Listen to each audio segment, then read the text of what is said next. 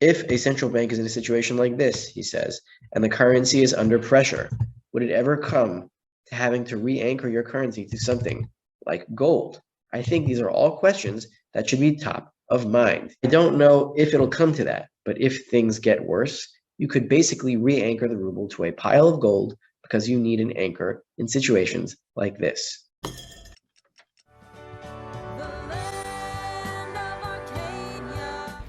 Well, hello there, my friends. It's WWIII coming to you for Arcadia Economics tonight. And I wanted to let you all know that tonight's Endgame Investor Weekly Silver Report on Arcadia Economics is brought to you by our wonderful sponsor, Kuya Silver. So thank you, David Stein and Kuya Silver, for supporting everything that we do here on the show and for bringing us tonight's episode. And if you guys want more information about Kuya, you can find it at kuyasilver.com or click the link in the description field below. Enjoy the show. Well, hello there, my friends. Rafi here from the Endgame Investor. And as the world continues to fall apart and World War III seems to be at the precipice, it's time for this week's Silver Update. And there's a lot going on that needs to be explained. First of all commodities appear to be going parabolic at this point, given that war has erupted between Russia and Ukraine, and the United States is tearing apart the SWIFT-based financial system. So why are gold and silver the only ones to stay relatively stable? The answer to that is in this chart. You can see here a chart of Russian foreign exchange reserves. They are, of course, at an all-time high at just above $600 billion.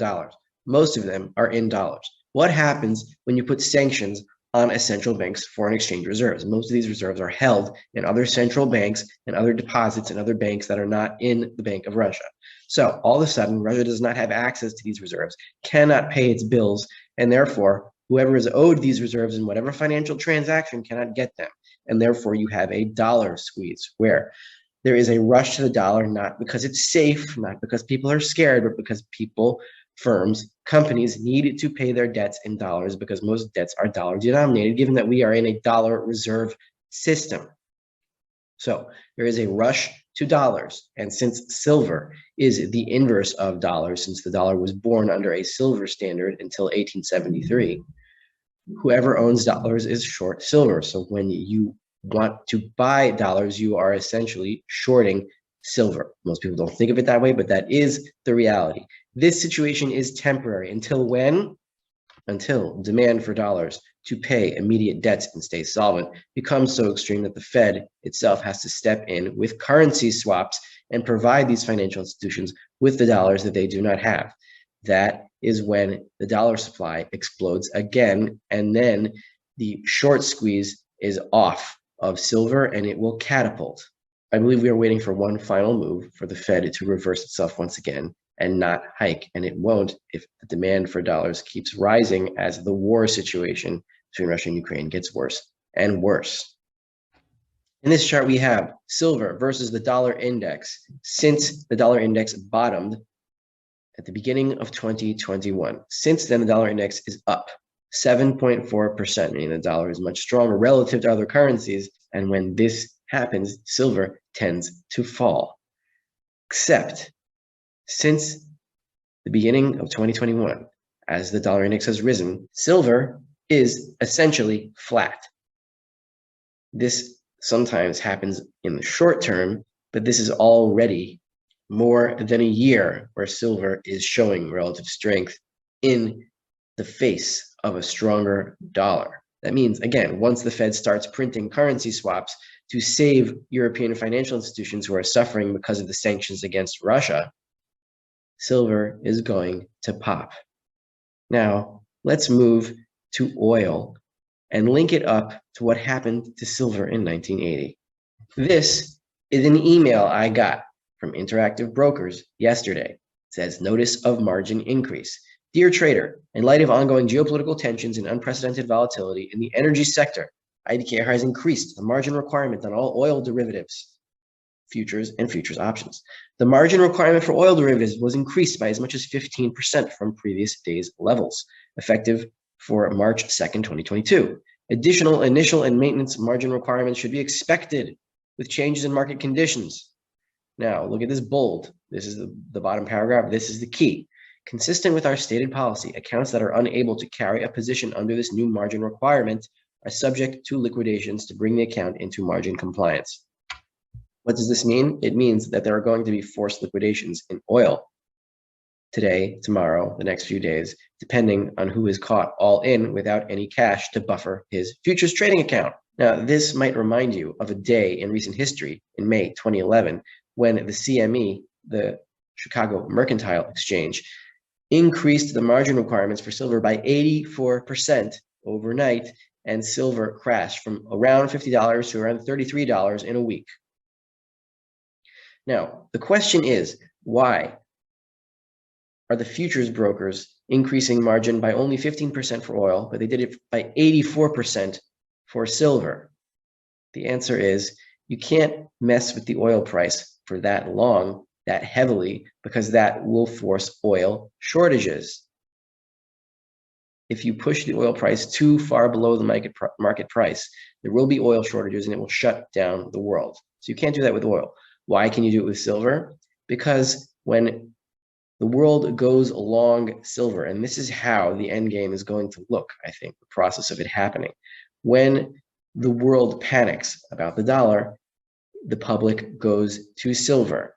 So essentially, silver rising in dollar terms has little to do with silver and a lot more to do with the dollar. It is a run on the dollar. Futures brokers are much more willing to increase margin requirements on silver a lot harder and a lot faster, because the physical silver shortage is not going to shut down the world, but it will shut down the dollar if silver keeps going up and up and up, and that will destroy the entire financial system as we know it, or as we have known it since 1971. Now, this is exactly what happened in 1980. Silver kept going up and up and up until the futures brokers, the CME, whoever was selling futures, made it illegal to open new silver positions to buy silver futures. The only orders that were allowed were sell orders. This was the nuclear option, and it succeeded because in 1980, debt was still relatively low, interest rates were about 20%, and it was still possible to save the dollar, except this time. This time, what's going to happen if they try that? I will tell you what's going to happen if they try that. And they will try it. What's going to happen is that, let's say, traders are shut off from opening new silver futures positions. What will happen then is that since it is a run on the dollar, and the dollar is extremely weak right now, unlike in 1980 where it still had some strength,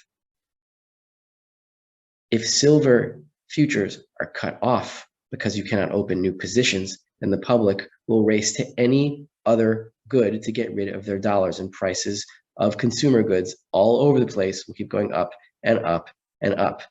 And that includes physical silver. This will be the total detachment of the physical silver market from the futures market, because the CME or whoever is in charge will not allow the futures price to go up. So therefore, the public will attack the physical silver markets in the bullion shops. And that's when premiums over futures will go to infinity.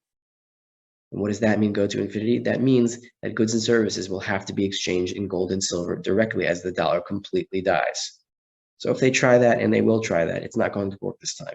It is only a matter of time before this happens. Anyway, we have finally seen a breakout in precious metals stocks. Remember, most silver is mined as a secondary byproduct, and these stocks, even though they are known as gold stocks, they are responsible for most of the silver supply.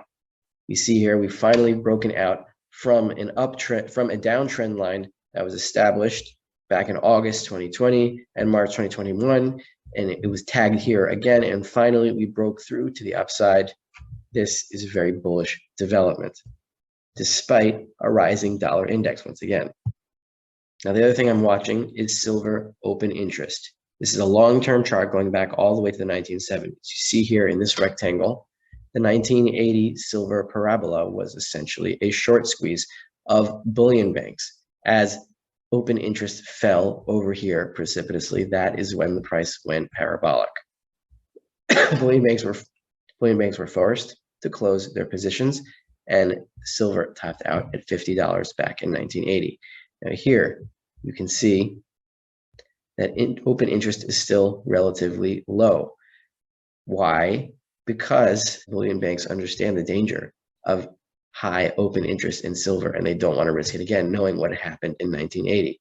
But there is a situation developing in gold that needs to be watched. And that is this. For only the fourth time in history, open interest in gold futures is above 600,000 contracts.